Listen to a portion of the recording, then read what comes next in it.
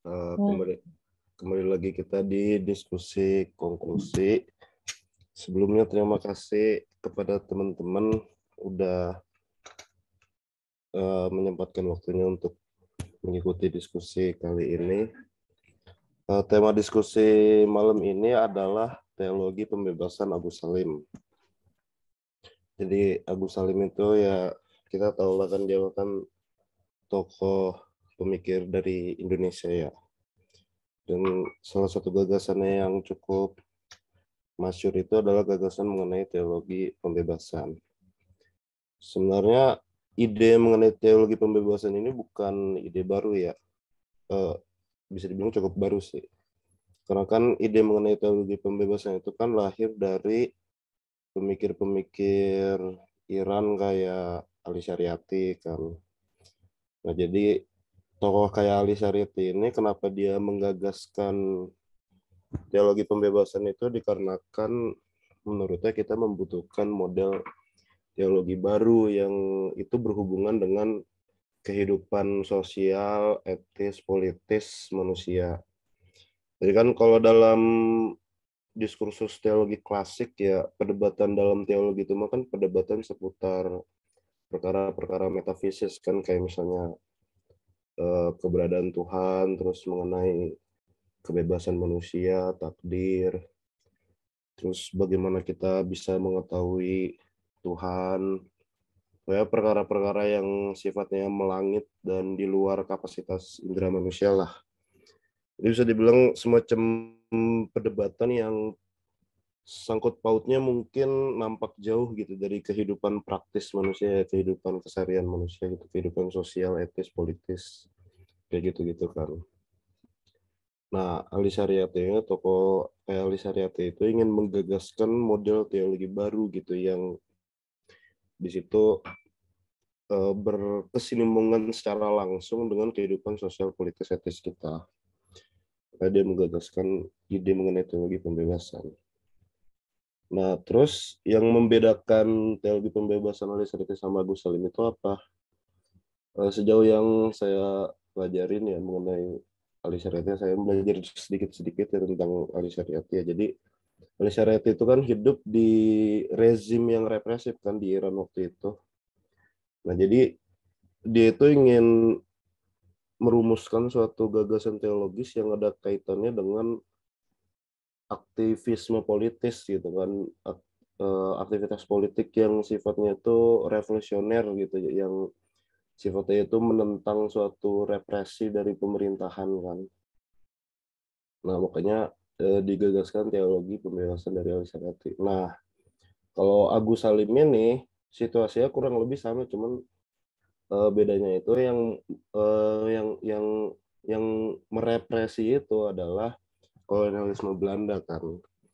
Makanya jadi kayak untuk membangun semacam semangat jihad gitu kan ke ini ya apa, ke muslim-muslim Indonesia, karena mayoritas Indonesia muslim itu ya, makanya sama kayak juga Salim itu dirumusin suatu teologi pembebasan untuk menyuntikkan semangat jihad mungkin ya kepada kepada orang-orang Islam di Indonesia gitu yang sedang dijajah oleh Belanda.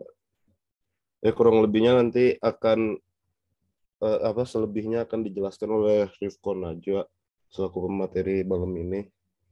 Silakan Najwa, waktu dan tempat dipersilakan.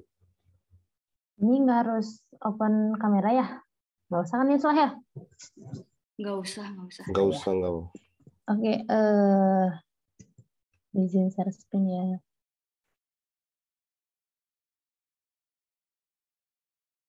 Kelihatan nggak? Hitam aja. Bentar ya. Nggak kelihatan. Mati lampu ya di sana. Ini udah share screen sih, kelihatan nggak? Ya, udah jelas. Udah ya. Oke, semuanya. Pertama, Assalamualaikum warahmatullahi wabarakatuh. Kenalin dulu ya, karena saya juga baru pertama kali nih di konklusi. Taunya dari Islah. Islah sebenarnya minta tahun lalu, atau awal tahun lalu ya, saya lupa. Cuman saya sakit waktu itu selama 1 minggu, 10 hari bahkan. Jadi saya minta diundur, baru islah minggu kemarin minta.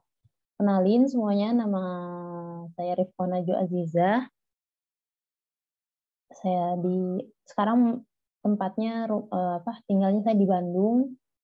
Rumah saya emang di Bandung, jadi sekarang posisi saya di Bandung. Nah, kebetulan skripsi saya itu tentang teologi pembebasan Haji Agus Salim.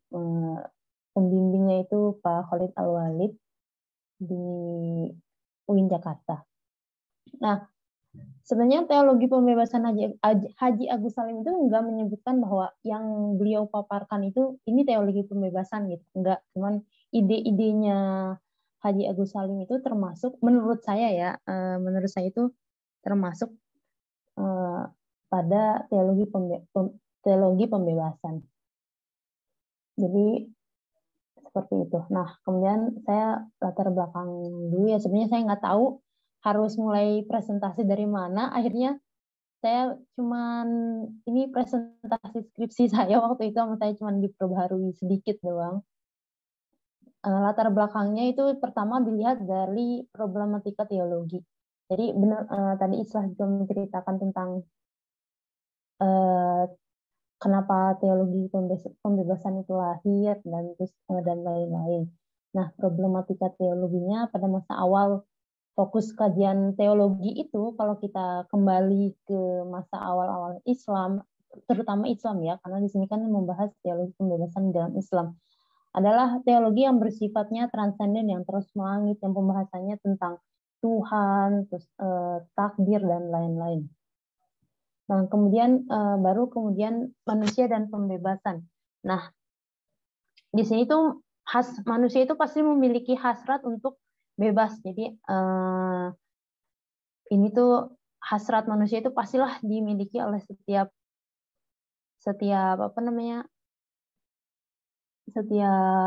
keinginan, setiap diri manusia. Nah, yang terbebas itu dari terbebas dari apa? Kalau kita melihat konteksnya ketika Haji Agus Salim itu terbebas dari rasisme, eksploitasi ekonomi, terus pemikiran ataupun penindasan sosial. Nanti kita lihat penindasan apa aja yang terjadi. Nah, kemudian manusia dan teologi. Nah, karena manusia itu bebas dan di dalam manusia itu selain bebas, manusia juga ingin di dalamnya itu memiliki keinginan untuk mempelajari teologi atau keyakinan yang sebenarnya manusia, teologi yang tidak mudah digoyahkan.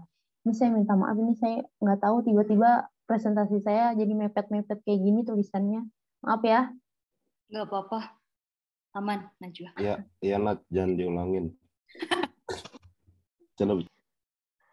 Ini padahal udah dirapiin bentar ya.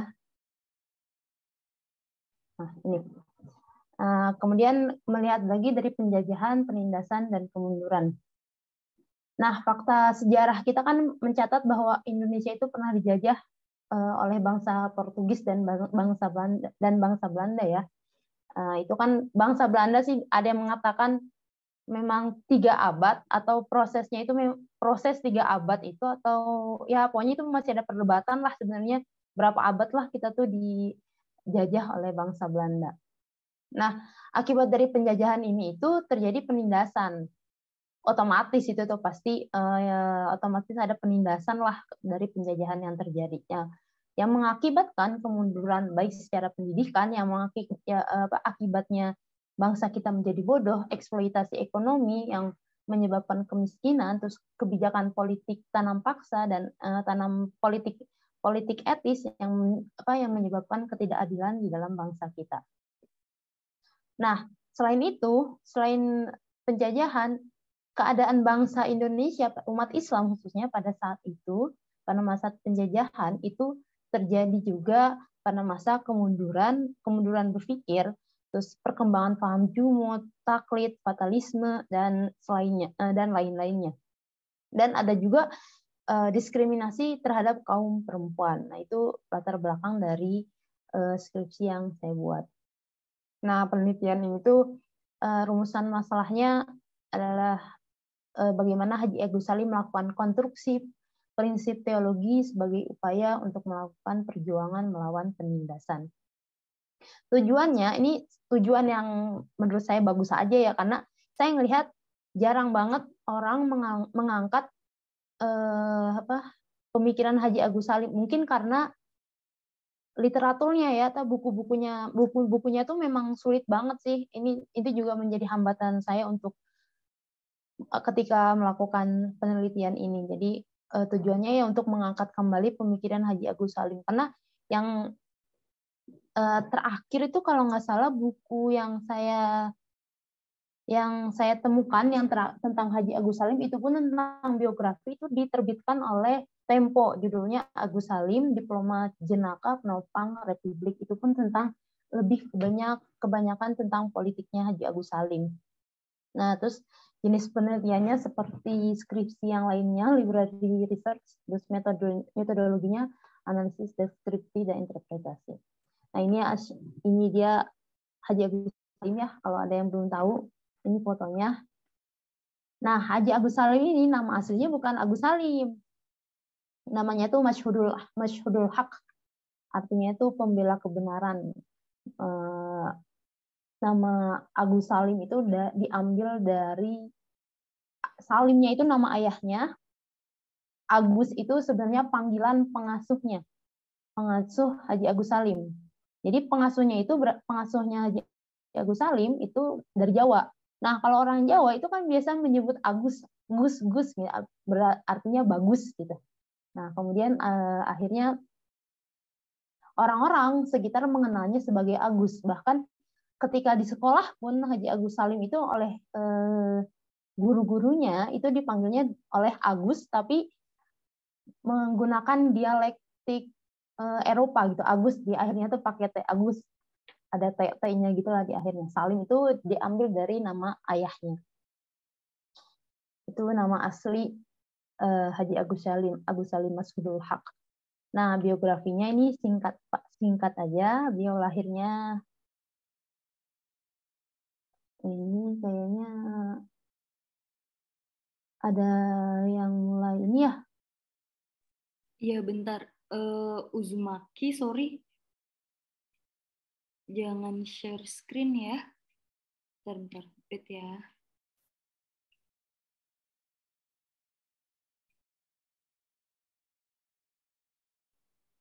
Udah, Najih. Udah bisa lagi? Bentar ya.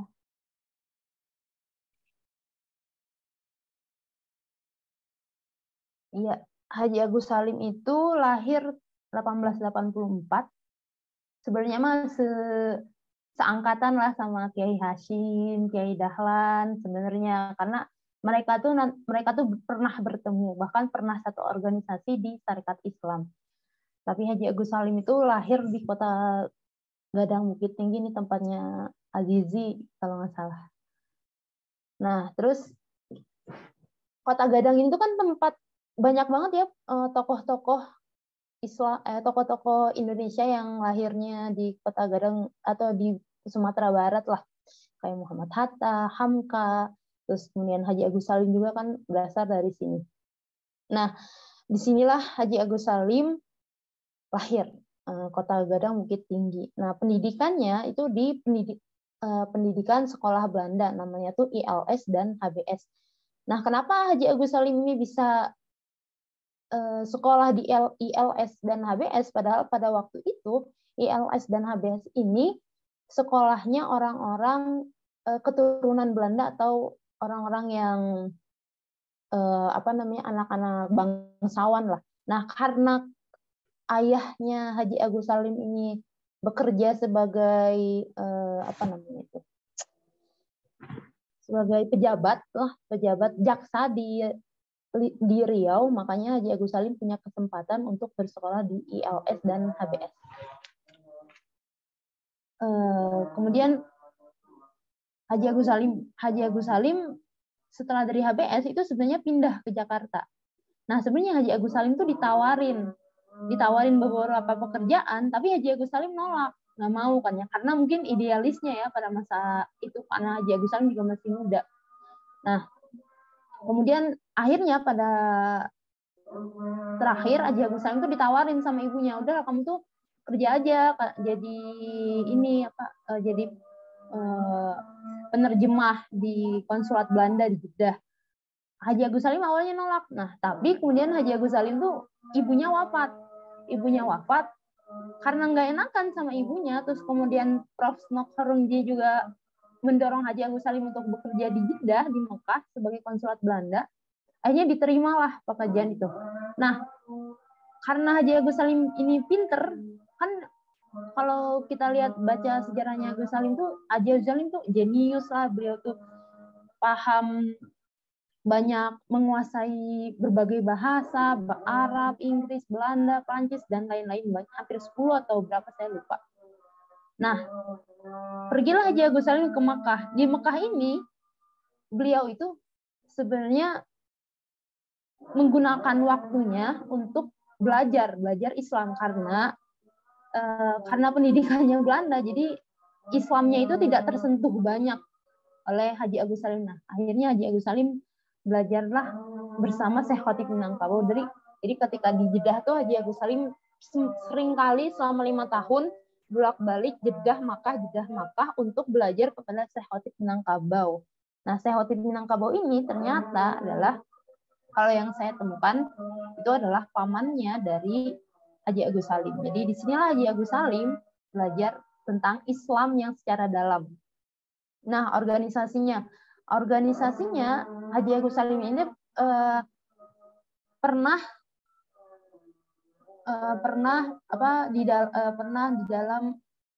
sebagai anggota Sarekat Islam SI bersama Hos Cokro Aminoto.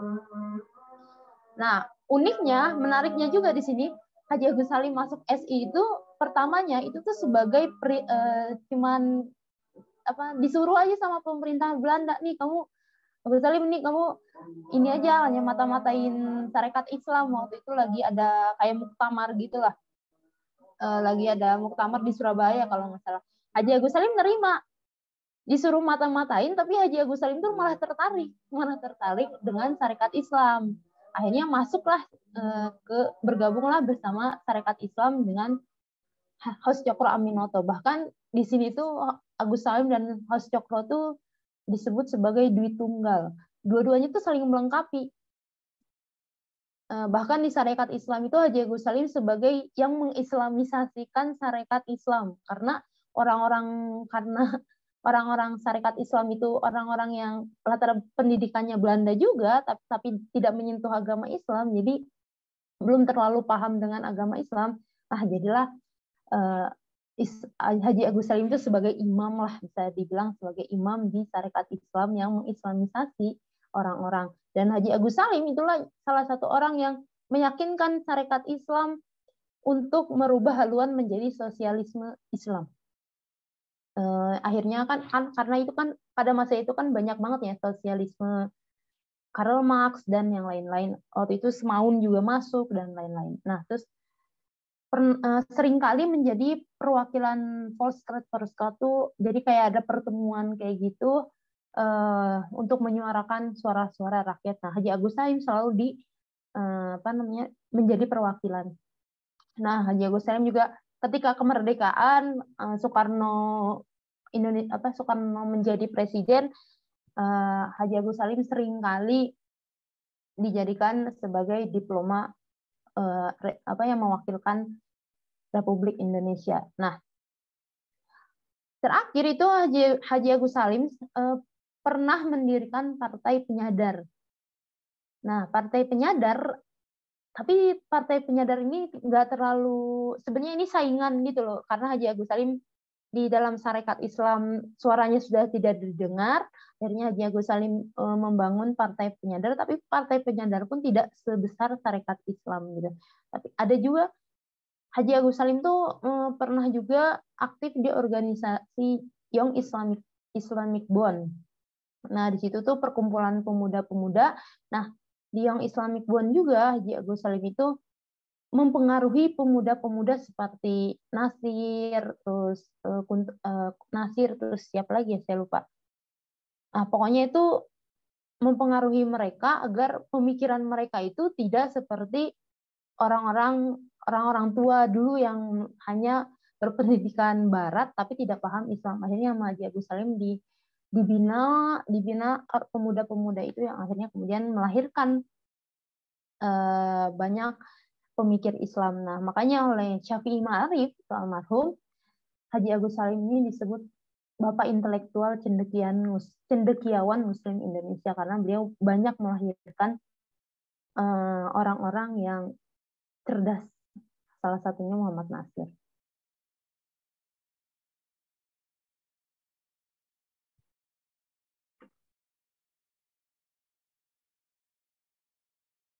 Ya. Nah, karya Haji Agus Salim sebenarnya banyak banget karya Haji Agus Salim tuh, karena dulu kan bukan bentuknya buku-buku gitu ya, kan tulisan-tulisan gitu. Tapi ini saya menuliskan yang memang dia itu sudah dijadikan sebagai buku gitu. Nah, tapi di dalamnya itu tulisan-tulisan Haji Agus Salim. Yang pertama itu keterangan filsafat, tauhid dan takdir dan tawakal. Itu bukunya tipis. Saya punya bukunya. Ada beberapa, tapi di perpustakaan UIN juga ada. Saya pernah nemu. Terus kemudian pesan-pesan Islam. Ini tuh sebenarnya tahun 1953 Haji Agus Salim tuh pernah diminta untuk mengisi ceramah di universitas di Amerika. Kemudian ceramah-ceramahnya itu dikumpulkan menjadi buku pesan-pesan Islam. Nah, tapi di buku-buku ini tuh sebenarnya hanya berbicara tentang sejarah, lebih kepada sejarah Islam dari awal sampai akhir. Bahkan ya sejarah Nabi Muhammad lah, sejarah Nabi Muhammad, sahabat, istri-istri Nabi dan lain-lain, perang dan kebiasaan-kebiasaan orang Arab dahulu. Nah, terus yang ketiga itu adalah jejak langkah Haji Agus Salim. Ini tuh ketika Haji Agus Salim berusia 70 tahun, murid-muridnya Haji Agus Salim tuh mengumpulkan tulisan-tulisan Haji Agus Salim, apapun itu dikumpulkan dan kemudian dijadikan buku jejak langkah Haji Agus Salim. Ini bukunya cukup langka. Saya juga menemukan harganya cukup mahal.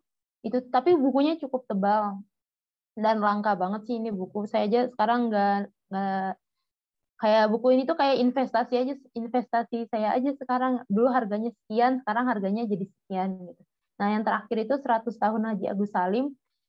Ini juga lumayan langka, tapi lebih langka jejak langkah Haji Agus Salim. Nah, ini juga berisi tentang tulisan-tulisan Haji Agus Salim dan pendapat-pendapat tokoh-tokoh Muslim di Indonesia itu tentang Haji Agus Salim. Tapi di sini ada beberapa tulisan dan surat-surat yang ditulis oleh Haji Agus Salim. Nah, pemikiran Haji Agus Salim,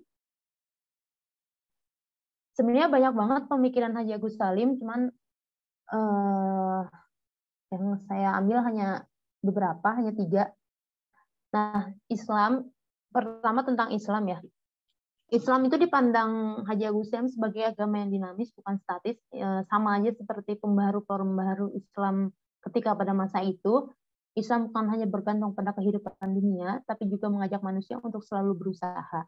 Dengan Al-Quran sebagai pedoman, Islam menjadi agama yang bertujuan memberantas kebodohan dan kesenjangan. Haji Agus Salim itu mengartikan Islam itu sebagai perbuatan yang sengaja, yang disertai dengan kepercayaan dan harapan. Harapan yang dimaksud itu jika kita berbuat baik, kita melakukan yang baik, maka Allah itu akan membalas, Tuhan itu akan membalas dengan yang baik pula.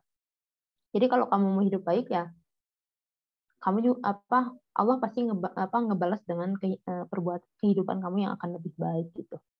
Nah, terus Islam itu sebagai ikhtiar berbuat baik dan mematuhi perintah-perintah dan mengikuti larangan-larangan Allah gitu. Kemudian Islam itu adalah agama yang mendidik akal dan hati agar manusia tidak bergantung pada dunia. Jadi hidup itu harus balance gitu antara ikhtiar dan doa, terus usaha dan lain-lain. Nah, kemudian Al-Quran tuh dengan Al-Quran kan sebagai pedoman kita ya. Al-Quran itu turun itu sebagai pemberantas buta huruf. Haji Agus Salim menulis dalam bukunya pesan-pesan Islam kalau Al-Quran itu turun tuh salah satunya untuk memberantas buta huruf, ayat yang turun pertama Iqra bismi rabbikal ladzi khalaq artinya apa? Bacalah. Itu kan bacalah di situ kan artinya kewajiban untuk kita membaca, untuk kita belajar gitu. Nah, kewajiban di sini sebenarnya sebagai pembebasan agar kita itu tidak bodoh gitu. Ini salah satunya apa namanya? Dalam pemikiran teologi pembebasan juga kan diperintah apa ini banget ya tentang pemberantasan buta huruf dan kewajiban kita untuk belajar dan lain-lain. Nah, terus Nabi Muhammad itu kan yang membawa Al-Qur'an, Nabi Muhammad yang membawa Al-Qur'an ini, Nabi Muhammad lah yang pertama kali membentuk reformasi sosial yang adil. Jadi kalau kita ingat sejarahnya Nabi Muhammad ketika awal di Mekah, di Madinah, Nabi Muhammad itu membuat suatu perjanjian dengan kaum Nasrani dan Yahudi yang apa namanya itu tuh yang perjanjian Madinah, piagam Madinah. Nah, di situ kan isinya kan tentang toleransi dan lain-lain. Nah, terus yang politik ini termasuk dalam golongan utama dalam pemikiran Haji Agus Salim karena menurutnya untuk kita itu manusia itu harus memperoleh hak politik. Kenapa? Karena kalau kita memperoleh hak politik, maka menjalankan perekonomian juga akan mudah. Jadi kunci untuk menjalankan perekonomian menurut Haji Agus Salim adalah memegang hak politik, hak bersuara. Gitu. Kemudian yang utama dalam politik itu adalah suara rakyat. Siapapun yang digunakan dalam politik, yang utama adalah rakyat. Dan yang tidak kalah penting adalah menetapkan Islam pada posisi kedudukan yang lebih tinggi. Jadi, apa sih sebenarnya, kalau ditanya apa sih sebenarnya sistem politik menurut Haji Agus Salim yang baik? Ya sebenarnya mah demokrasi kan. Karena demokrasi kan lebih kepada mengutamakan suara rakyat kan. Jadi menurut kata Haji Agus Salim ya kalau kita perwakilan rakyat ya harus dipilih oleh rakyat karena keutamaannya itu ya ada di rakyat katanya gitu, seperti itu. Nah, beberapa kali Haji Agus Salim itu memutuskan kebijakan politik di Sarekat Islam. Kalau di Sarekat Islam tuh saya membagi dua bagian ya, atau dua bagian pemikiran Haji Agus Salim. Ketika Haji Agus Salim bersama Hos Cokro Aminoto dan ketika Haji Agus Salim sendiri, ketika Hos Cokro Aminoto sudah meninggal. Ketika masih bersama Hos Cokro Aminoto, Haji Agus Salim membuat kebijakan non kooperasi. Artinya tidak bekerja sama, tidak mengakui tidak bekerja sama dan mengakui pemerintah Belanda yang ada di Indonesia. Tapi ketika Hos Cokro sudah meninggal, Haji Agus Salim itu merubah haluannya menjadi kooperasi atau bekerja sama dengan pemerintah Belanda. Kenapa kata Haji Agus Salim merubah itu? Karena menurutnya sekarang itu ketika Hos Cokro itu sudah tidak relevan. Jadi sekarang itu kita harus kerja sama biar suara kita itu didengar oleh orang-orang Belanda. Seperti itu tentang pemikiran politiknya. Nah, yang ketiga itu adalah ekonomi. Ekonomi ini yang utama adalah mengedepankan keadilan. Sistem ekonomi yang cocok adalah sistem ekonomi sosialis Islam yang mengedepankan persamaan, persaudaraan sehingga tidak ada kesenjangan. Karena Haji Agus Salim ini berubah banget ya pemikirannya ketika sebelum ke Mekah dan sesudah ke Mekah. Jadi di Sarekat Islam juga itu tadi saya sudah menceritakan tentang sosialisme Islam di awal tadi sedikit menyentuh. Jadi di Sarekat Islam Haji Agus Salim menggunakan sistem sosialisme Islam bersama Hos Cokro Aminoto. Nah, sosialisme ini kan penolakan terhadap prasangka yang dilayangkan kepada pribumi yang didiskriminasi. Nah, jadi karena keadaannya waktu itu kita memang ditindas banget, jadi ekonominya juga dipermainkan banget dengan politik etis tuh. Orang Belanda tuh waktu itu tuh bilang kalau saya membangun politik etis nih buat kalian nih, buat kemajuan kalian nih, tapi kenyataannya politik etis yang dibangun pemerintah Belanda itu tidak sesuai dengan masyarakat. Seperti ya katanya menguntungkan masyarakat tapi ternyata malah merugikan seperti itu. Nah, jadi sebentar.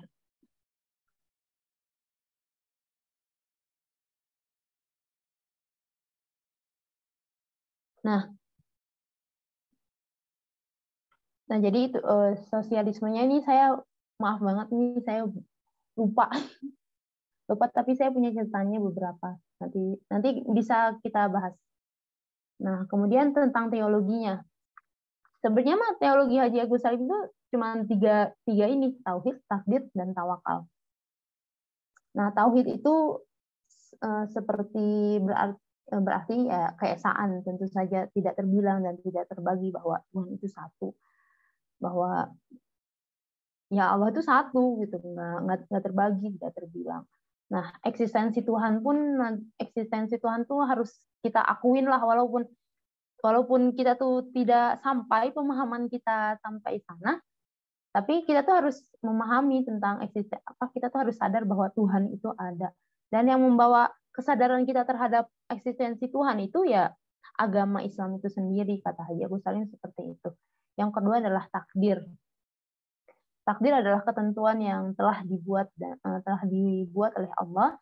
Terus manusia hanya bisa menerima apa yang ditakdirkannya. Manusia berbuat adalah karena qadar Allah.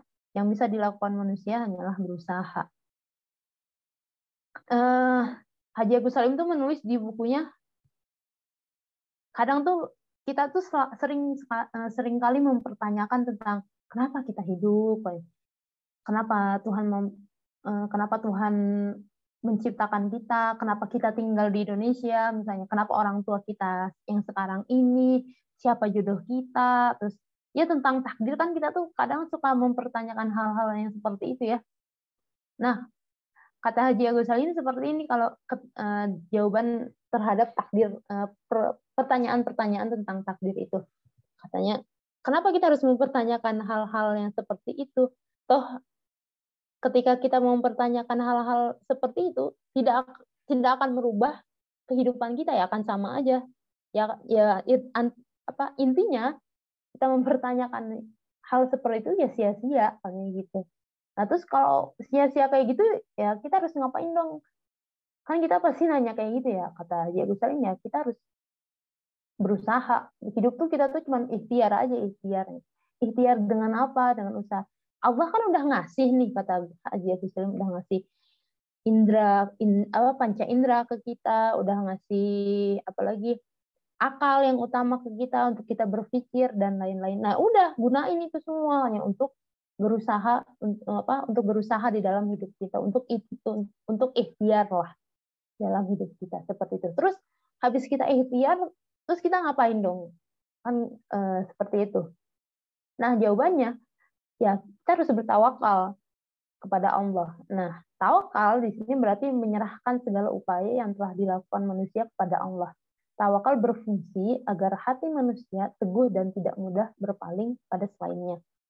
Nah, jadi ketika kita sudah usaha, sudah menggunakan semua daya kita, daya gerak, dan lain-lain yang diberikan Allah kepada kita secara maksimal, nah, kita harus bertawakal.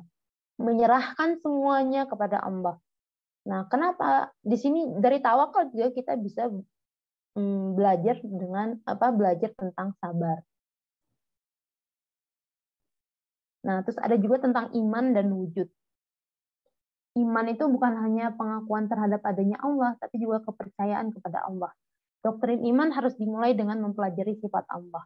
Dimulai dengan sifat wujud atau keberadaannya. Nah, menarik sih ini karena Haji Agus Salim itu menyuruh kita, di dalam bukunya itu menyuruh kita memulai mempelajari sifat Allah, tapi Haji Agus Salim itu tidak terlalu dalam menjelaskan tentang sifat-sifat Allah itu. Jadi cuman ngejelasin tentang ya kalau eksistensi Tuhan aja, kesadaran terhadap eksistensi Tuhan itu aja. Haji Agus Salim hanya menjelaskan itu, tapi tentang wujud, kidam, bako, itu Haji Agus Salim tidak terlalu dalam membahas tentang itu.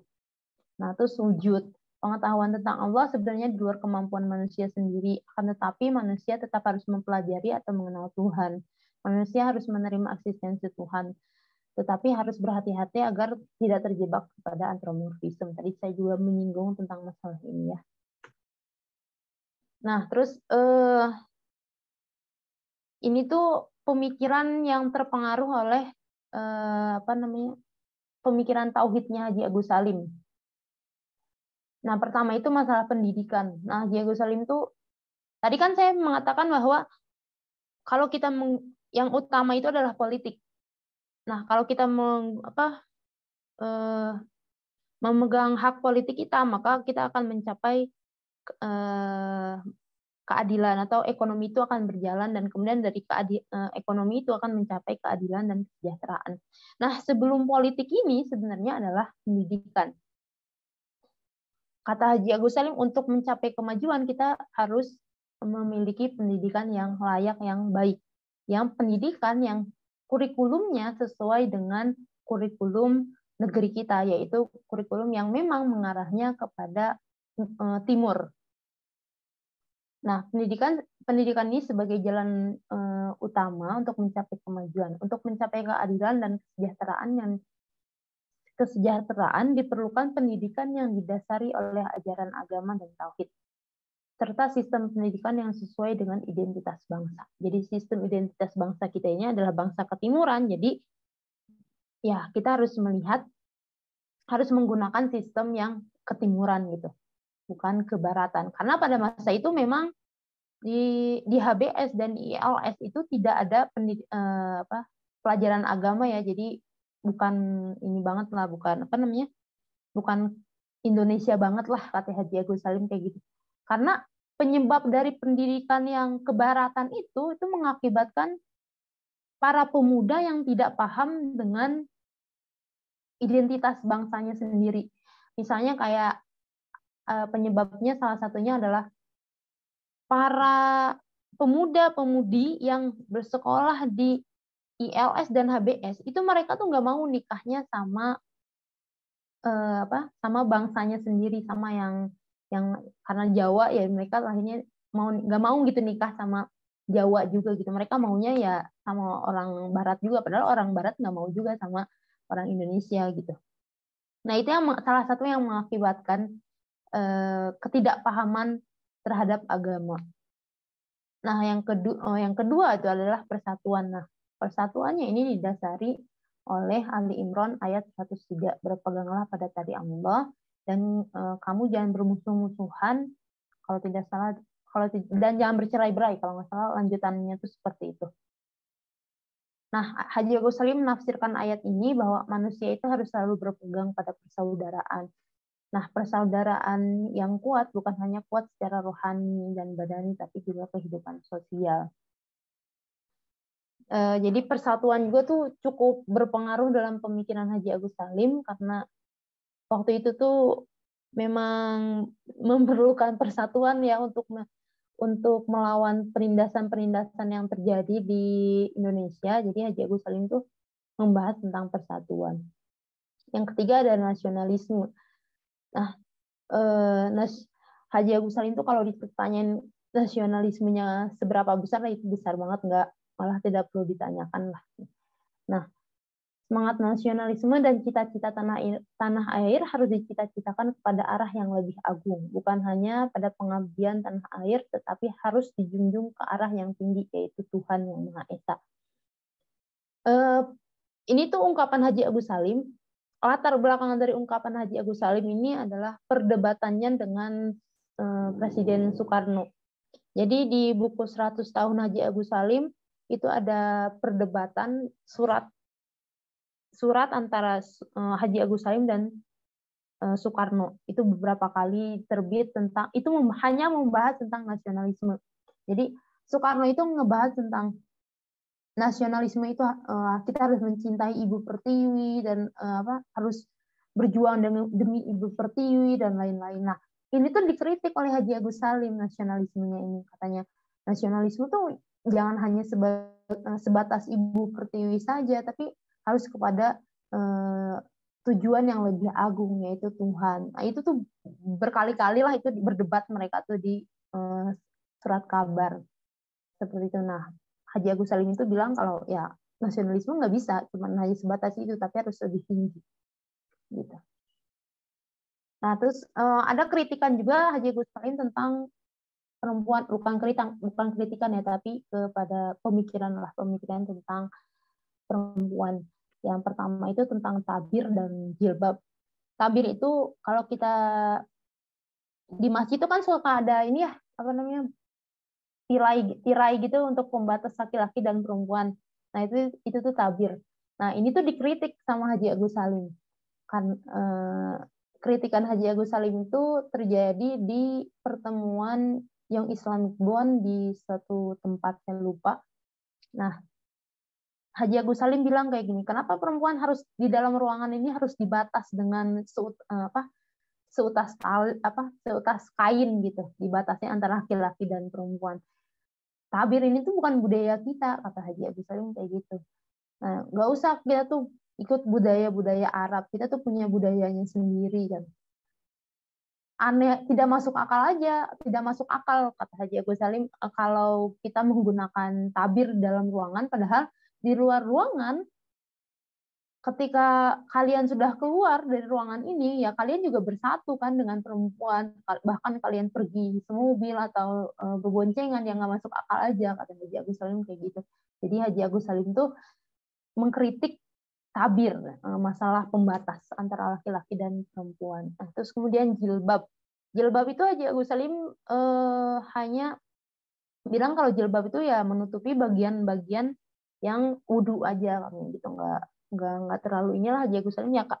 Sesuai lah dengan budayanya pada masa itu gitu, nggak kalau sekarang kan jilbab itu kan ya harus menutupi wajah, bahkan hanya matanya saja yang boleh terlihat dan lain-lain.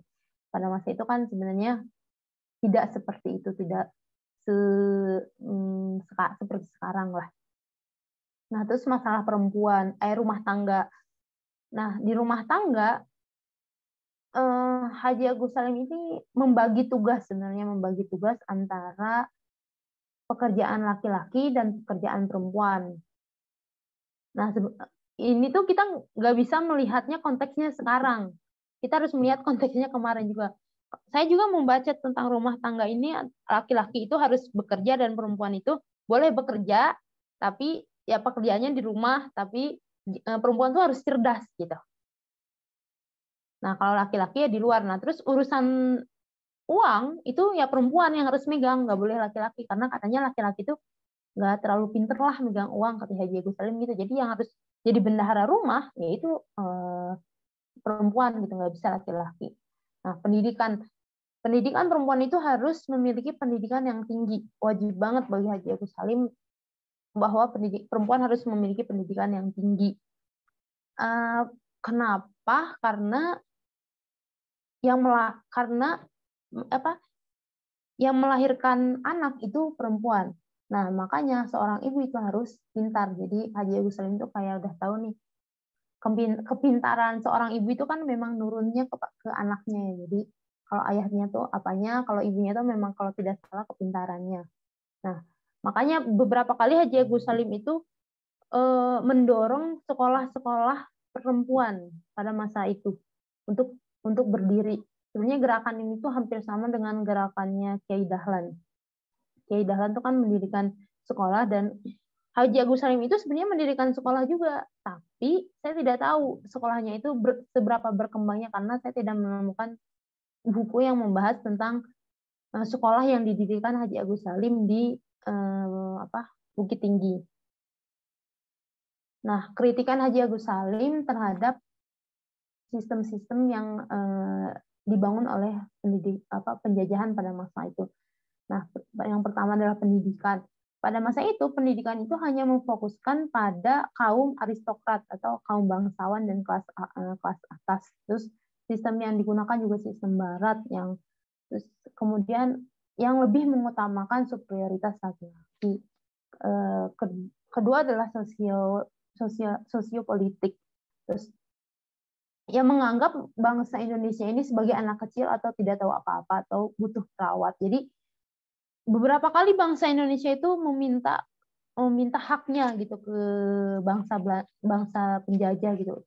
Ini kita mau hak politik kita gini, kata mereka. Enggak, kalian belum siap, kalian belum matang.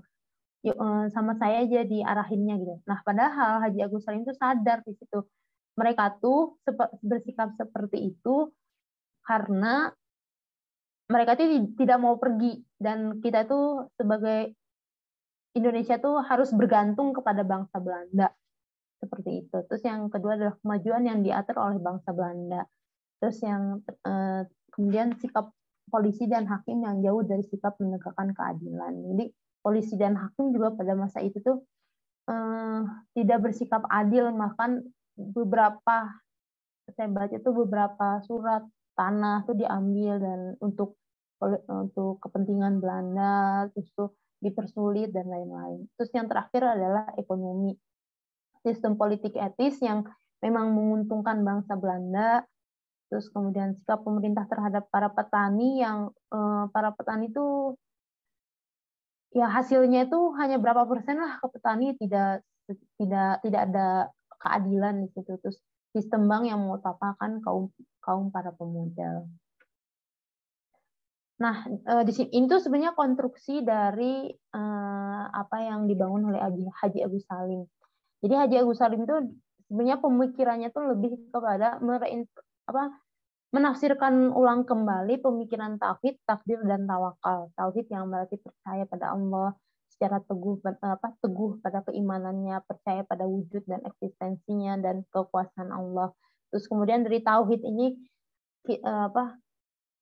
mengakar kepada takdir dan tawakal, yang kemudian dari ketiga ini melahirkan pemikiran politik, pendidikan, ekonomi, yang kemudian dari politik, pendidikan, ekonomi ini kemudian terhasilkanlah kebebasan-kebebasan yang terwujud di dalam bangsa Indonesia pada masa itu.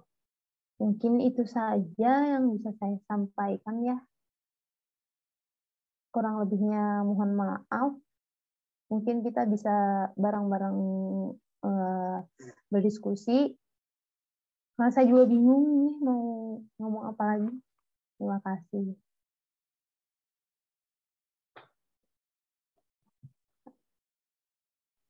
Ya, terima kasih Najwa atas pemaparannya, cukup menarik ya, cukup jelas juga mengenai teologi pembebasan Agus Salim ini ya. Ya, salah satu yang menarik mungkin ini kalau dari saya pribadi ya, aspek horizon pemikiran dari Agus Salimnya ya. Jadi kan perumusan konsep teologi pembebasan dari Agus Salim ini kan benar-benar emang berangkat dari situasi sosial politis yang ada di Indonesia gitu. Jadi ya cukup relate lah sama kita selaku orang Indonesia ya. Yaudah kalau gitu dari Nggak teman-teman, lucu. kan gak ngelucu. Dari teman-teman di sini ada yang mau ditanyakan nggak, atau yang mau ngebantah, atau yang mau sekedar ngomong aja? Kayaknya menarik dari ini dari perspektifnya Azizi yang satu kampung. Ya Azizi mah udah mau satu kampung, dia ini lagi kan ateis.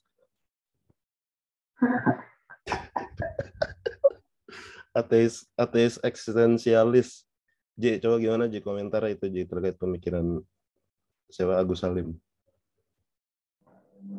Oke. Baik.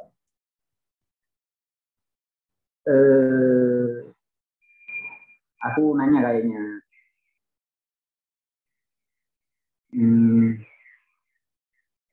Sebenarnya teologi pembebasan itu dijelaskan secara eksplisit.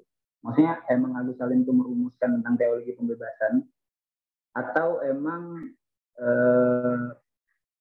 karena ada pemikirannya yang relate dengan teologi pembebasan gitu, makanya terjadilah skripsi ini, atau emang Agus Salim itu memang membahas tentang teologi pembebasan gitu.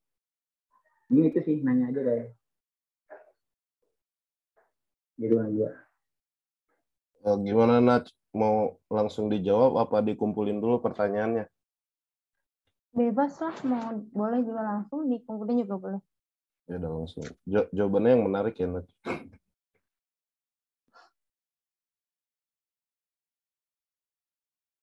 Langsung ini lah. Iya langsung aja, langsung hajar aja itu si Azizi. Oh, Random. Haji Agus Salim merumuskan atau ini relate? Ini udah dibahas tadi sebenarnya pasti awal ya. Jadi Aduh, gue nggak dengerin. ini tuh Haji Agus Salim nggak ngomong kalau ini tuh teologi pembebasan. Jadi tidak merumuskan bahwa itu teologi pembebasan. Jadi aku ngambil ini tuh karena relate aja sama teologi pembebasan. Terus ya karena relate aja sih gitu sih. Oh iya iya iya. Ya apa karena kan sesuai juga dengan kondisi pada masa itu. Kalau ternyata kita tuh terbelenggu gitu sama banyak hal, terus kemudian dibaca pas baca Asgar Ali, terus Farid Esak, terus kemudian Hasan Hanafi, ternyata mereka juga berpikir tentang hal-hal yang seperti itu. Kok ini ternyata sama gitu dengan pemikiran Haji Agus Salim. Akhirnya kemudian dikumpulkanlah pemikiran-pemikiran Haji Agus Salim dan kemudian dirumuskanlah bahwa di dalam pemikiran Haji Agus Salim itu terdapat konsep-konsep teologi pembebasan. Yeah. Oh, berarti ini Nat ya apa? Sebenarnya dari Agus Salim sendiri itu dia tuh nggak secara eksplisit mengatakan kalau gagasan yang gue bawa itu tuh teologi pembebasan gitu. Tapi itu tuh emang buah dari penafsiran lo atas pemikiran Agus Salim gitu ya? Iya, cuman gitu. Karena waktu itu kayaknya belum deh. Karena kan waktu itu masih pemikirannya itu bersifatnya masih ke pan-islamisme gitu-gitu loh. Ininya. Apa pemikiran ide-idenya masih ke situ. Jadi belum ke arah Islam dan pembebasan gitu. Asgar Ali itu tahun berapa ya? 90-an berapa ya? Saya lupa. Tapi Asgar Ali itu jauh kok dari Haji Agus Salim sesudah, kalau nggak salah ya. Kalau tidak salah. Tapi ya. Tokoh-tokoh kayak Hasan Hanafi, Asgar Ali, atau siapa lah orang-orang yang merumuskan teologi pembebasan tuh baca teologi pembebasan nggak? Ini kan teologi pembebasan itu kan ini ya dari Amerika Latin atau dari mana sih gitu?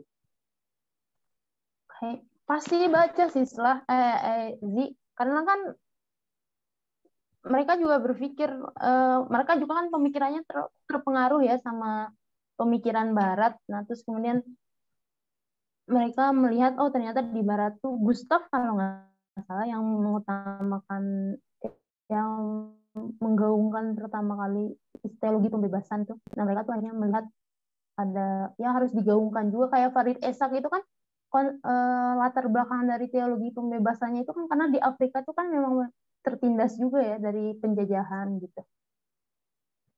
Berarti Agus Salim ini nggak baca ya berarti ya tentang teologi pembebasannya, atau dia baca nggak sih? Kayaknya baca, cuman tidak disebutkan aja ya, gitu. Karena memang kan pinter ya sih, bukunya juga banyak gitu, karena orangnya juga jenius, terus paham banyak bahasa, jadi kayaknya nggak mungkin nggak baca gitu. Ya maksudnya kalau dia baca, harusnya dia rumuskan itu loh, tagline-nya misalnya teologi pembebasan gitu kan, pemikiran dia tentang teologi pembebasan gitu. Kalau dia baca teologi pembebasan. Nah, masalahnya mungkin pada masa itu kalau diumumkan ini teologi pembebasan, masyarakat belum sampai ke teologi pembebasan, itu belum nyampe gitu ilmunya gitu. Jadi makanya yang dibahas sama Haji Agus Salim itu cuma hanya di tauhid, takdir dan tawakalnya, karena masyarakatnya belum sampai sih sampai ke kita ya, kayak masyarakat kita sekarang. Gitu. Tapi ini izin ya. Ya. Terkait ini ya kultur penulisan di kalangan pemikir itu, maka memang kadang tuh si pemikir itu tuh nggak menyebutkan atau menyatakan secara eksplisit dia tuh mendapatkan inspirasi ide itu dari siapa, dia tuh dipengaruhi dari siapa. Itu tuh kayak sebenarnya udah jadi hal umum itu yang kayak gitu. Jadi enggak bisa disimpulkan secara gegabah gitu ya, hanya karena misalnya di kasus Agus Salim ya, di teksnya itu dia nggak menggunakan istilah teologi pembebasan, atau dia nggak menyebut tokoh-tokoh yang diidentifikasi sebagai teolog pembebasan gitu, si Agus Salim itu nggak membaca teks-teks tentang teologi pembebasan gitu. Ya contoh kasus kayak ini aja sih, kayak kalau contoh yang bisa bisa saya ambil mungkin ini ya, kayak dari Ferdinand de Saussure ya, terkait konsep linguistiknya itu di teksnya itu makan sebenarnya makan kalau dari kata peneliti Saussure ya, dia itu gagasan itu diinspirasi dari teori sosiologinya si Durkheim. Cuman Saussure sama sekali nggak pernah menyebut nama Durkheim gitu kan di situ. Jadi seolah-olah dia tuh mendapat inspirasinya dari intuisi atau dari Tuhan atau ketika mimpi atau gimana. Padahal sebenarnya kalau dilacak itu inspirasi gagasan Saussure itu dari Durkheim. Nah, terus juga perkara penafsiran ya. Perkara penafsiran dari Najwa ke Agus Salim. Meskipun emang Agus Salim itu nggak pernah menggunakan istilah itu ya, istilah teologi pembebasan, tapi sah-sah aja sih. Jika ada seseorang atau Najwa misalnya mengatakan bahwa ide yang ditawarkan oleh Agus Salim itu adalah ide teologi pembebasan, selagi Najwa bisa mempertanggungjawabkannya gitu kan. Kayak contoh model penafsiran yang kayak gitu ya, yang terkesan kayak melampaui teks banget itu, misalnya kayak ada di Deleuze gitu kan, penafsiran dia ke David Hume misalnya, yang bisa saya ambil contohnya ya. Hume itu mah kan sebenarnya keseluruhan pemikirannya itu mah kan maksudnya tema yang dibahas sama Hume itu banyak kan. Nah, tapi menurut Deleuze yang menjadi inti dari pemikiran Hume itu adalah bagaimana subjektivitas atau subjek itu terbentuk gitu. Padahal Hume nggak pernah menggunakan istilah bagaimana subjek terbentuk, bagaimana subjek terkonstitusikan dan lain semacamnya. Itu murni dari si Deleuze gitu. Tapi Deleuze bisa mengargumentasikan itu. Jadi secara interpretasi itu sah-sah aja gitu, selagi si penafsir itu bisa mempertanggungjawabkan penafsirannya itu. Gitu sih. Oke. Tapi aku nggak tahu ya soal teologi pembebasan ini. Maksudnya teologi pembebasan itu kalau di Islam sendiri itu gimana, Najwa ya? Maksudnya apakah para pemikir tuh mengutip ayat, terus ayatnya itu ditafsirkan agar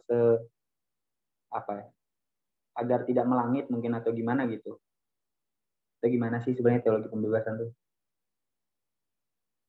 Nah, kalau teologi pembebasan di tradisi Islam tuh kayak gitu, yang mengutip ayat atau menggunakan ayat sebagai afirmasi pemikirannya, Haji Agus Salim melakukan hal yang sama atau gimana?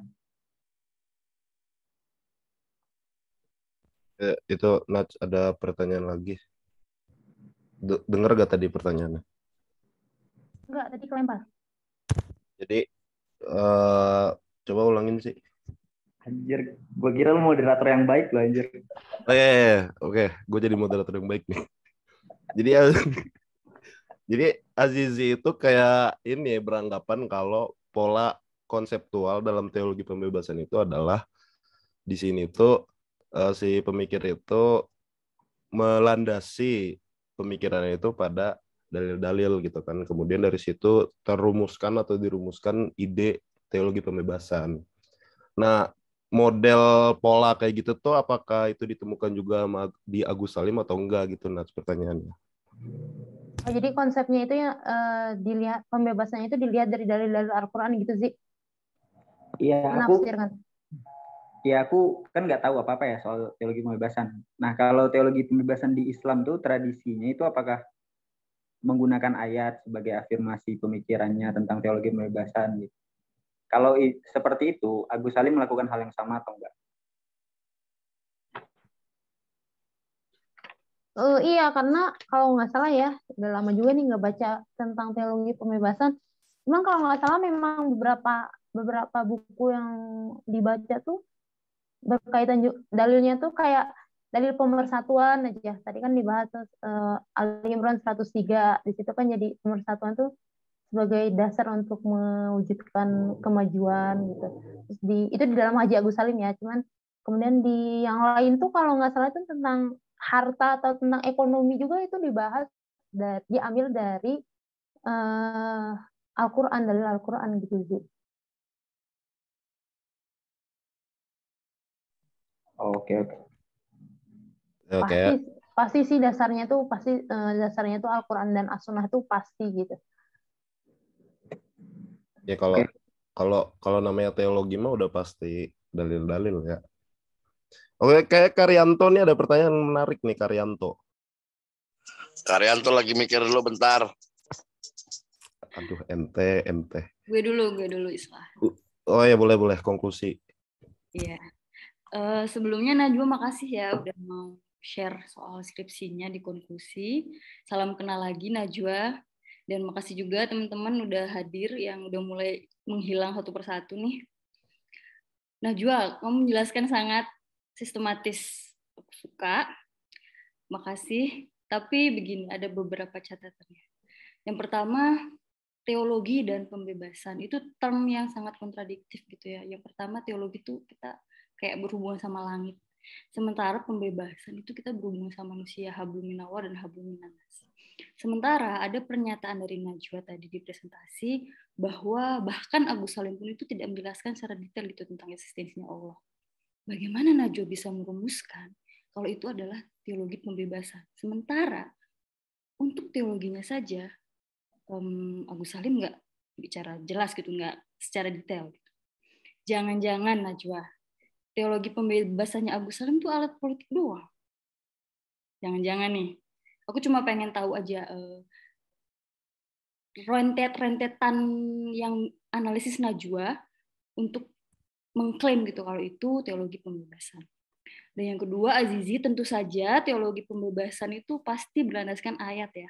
Tapi kalau kita ngelihat Asgar Ali Engineer gitu-gitu dan Fazlur Rahman dan geng-gengnya itu, dia menggunakan metode hermeneutik yang sebelumnya nggak dipakai di dunia Islam, di dunia pemikiran Islam gitu. Jadi mereka terlihat progresif gitu. Kayak Asgar Ali Engineer itu makainya intertext gitu. Jadi itu metode-metode yang sama sekali baru di Islam gitu. Makanya mereka terlihat keren gitu karena metodenya baru. Itu doang sih Najwa. Aku penasaran aja gitu. Klaim-klaim apa, gimana runtutannya pemikirannya Agus Salim itu bisa disebut sebagai teologi pembebasan. Oke, makasih Najwa. Kayaknya Kak Jojo pas nanya bikin hawa aja mencekam. Ya, rada pusing gitu. Belum makan, cuy, belum makan. Pantas mulutnya bau. Oh. Puasa. Gimana Nat? Mau langsung nih. Gimana nih konklusi sepi nih sini kali bawa martabak. Lo lagi nggak disebar sih. Oke, Nat, gimana Nat? Mau langsung jawab apa ditampung dulu pertanyaannya? Boleh sekalian nyari dulu ya ini. Oke. Siapa lagi yang mau nanya nih? Uzumaki nih, kayak Uzumaki nih. Dari Konoha. Konoha ini enggak, Naruto menggunakan teologi pembebasan enggak? Itu ngelucu sih. Kata temen gue iya. Uzumaki temen lo, Kak? Enggak, ini ada temen di samping.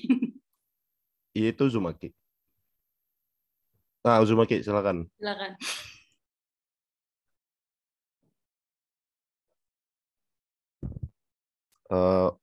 Uzumaki jadi nanya gak? Kalau saya izin tanya Kak. Oh iya, boleh diizinkan. Mohon maaf karena datangnya terlambat gitu ya ke ininya Zoom-nya. Nanya ini aja sih ke Kakak Najwa gitu. Kak Najwa mau nanya tentang ini aja, referensi utama gitu terhadap teologi pembebasannya. Ini itu dari mana aja gitu Kak? Dari buku kah, tulisan langsung beliau, atau dari apa gitu Kak? Mungkin itu aja sih. Maksudnya saya ingin tanyakan tentang referensi primernya gitu yang membuat konklusi tentang teologi pembebasan gitu. Itu aja mungkin dari saya. Terima kasih banyak, Kak. Ahmad masuk grup diskusi konklusi nggak? Masuk, Kak. Oh, di drive-nya itu ada. Jadi dia ada skripsinya Najwa, di situ bisa dilihat. Sorry. Ini Najwa yang harus jawab, sorry. Ente. Oh, skripsinya disebar ya, Slah? Iya, disebar. Boleh kan ya? Boleh, nggak apa-apa. Dijual belikan boleh nggak? Janganlah. Larang, nggak izin dulu. Ini kan izin, Cok. Itu kayak pertanyaan Ahmad berkaitan juga ya sama pertanyaan Kak Jojo ya. Jadi masih nyari apa ditampung dulu ini pertanyaannya biar nanti dijawab sekalian.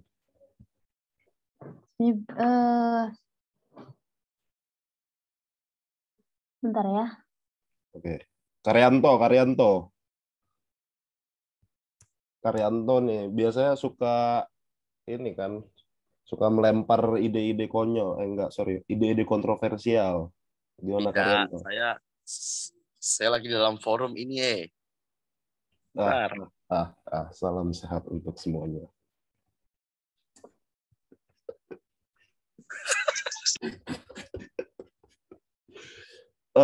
Bung Sadam, apa mau bertanya Bung Sadam? Sadam Hussein. Halo. Bung Sadam apa Ji? Caper banget sih. Apa sih? Udah turunin tangan agak pegel apa itu loh.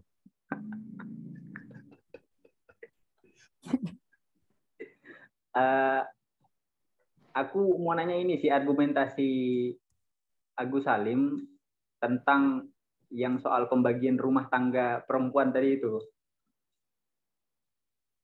Kayaknya nggak tahu ya, apa aku lupa mendengar apa gimana ya. Kayaknya Najwa tidak memberikan argumentasi itu tadi terhadap itu.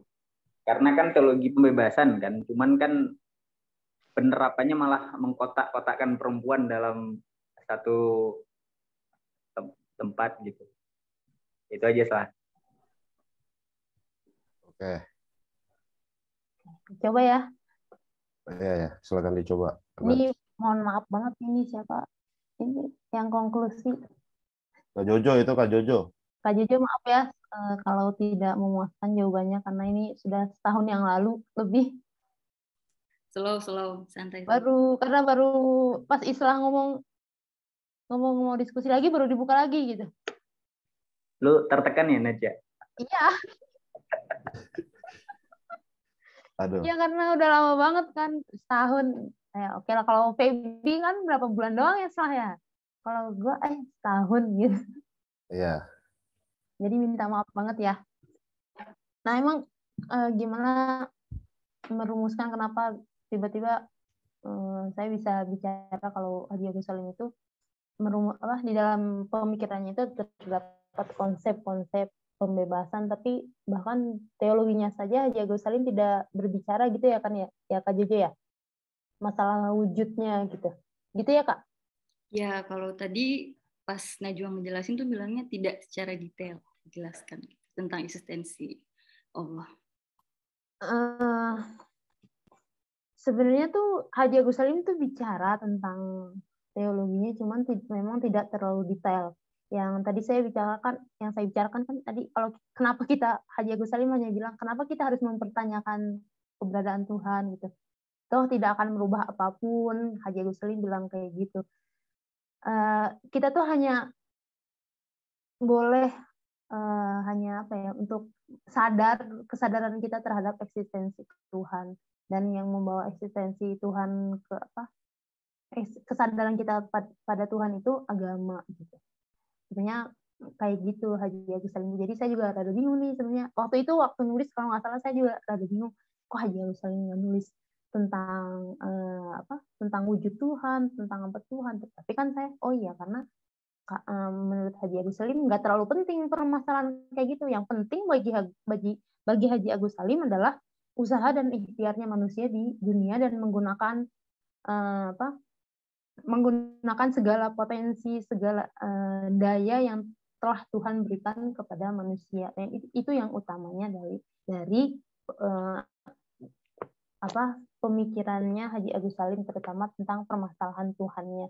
Terus kenapa bisa kenapa bisa dibilang ini sebagai teologi pembebasan? Karena pembebasan itu, teologi pembebasan yang dibahas oleh orang-orang itu memang bukan pembebasan yang dibahas transendennya, tapi memang hubungan manusia dengan manusia. Kalau teologi pembebasan itu bukan berarti mengesampingkan hubungan Tuhan dengan manusia, dengan Tuhan ya.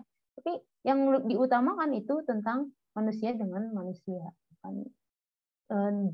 selain manusia dengan Tuhan. Karena manusia dengan Tuhan itu kalau yang saya baca itu ya itu urusan sendirilah, bukan urusan yang lain gitu. Jadi yang lebih utama itu adalah manusia dengan manusia dalam teologi pembebasan gitu. Jadi terus hubungan manusia dengan Tuhannya di mana? Nah, di tawakalnya itu, Kak. Di tawakal, Haji Agus sering kan bilang kalau udah usaha ya udah tawakal, katanya. Udah serahin aja semuanya ke Allah, mau gimana pun hasilnya, mau apapun hasilnya. Ya udah gitu. Terus saya ngambil referensi ini dari mana ya? Saya ngebacanya dari buku-buku Haji Agus Salim gitu. Saya punya yang 1, 2, 3, 4 buku Haji Agus Salim. Yang pertama itu Keterangan Filsafat Tauhid, Takdir, dan Tawakal. Itu memang ngebahas tentang Tauhid, Takdir, dan Tawakal Haji Agus Salim. Haji Agus Salim itu ngebahasnya memang karena waktu itu bahasanya masih sederhana gitu, pembahasan tentang keislamannya tidak seperti sekarang. Jadi pembahasannya tuh seputar kehidupan pada masa itu aja gitu, tentang fatalisme, tentang jumud, taklid gitu. Terus pesan-pesan Islam ini juga menjawab yang ini ya, yang siapa yang mempertanyakan referensi itu? Ahmad. Ahmad itu. Terus ada juga pesan-pesan Islam yang ini tuh ngebahas, Haji Agus Salim itu di pesan-pesan Islam itu menceritakan semua sejarah Nabi Muhammad yang lumayan detail gitu. Jadi ada beberapa cerita yang saya lihat kayak masalah tabir misalnya. Masalah tabir di sini Haji Agus Salim tuh bilang tabir itu tuh nggak usah dipakai kan tadi, tabir nggak usah, itu tuh budaya Arab. Nah, tapi Haji Agus Salim bilang di buku pesan-pesan Islam tuh tabir ini hanya istri-istri Nabi ini menggunakan tabir. Kenapa istri-istri Nabi menggunakan tabir? Ya itu sebagai pembatas, karena beliau harus menjaga dirinya, karena dirinya itu adalah istri Rasul yang harus dijaga. Dilindungi lah. Jadi harus ada batasan antara laki-laki dan perempuan. Terus kemudian ada di di buku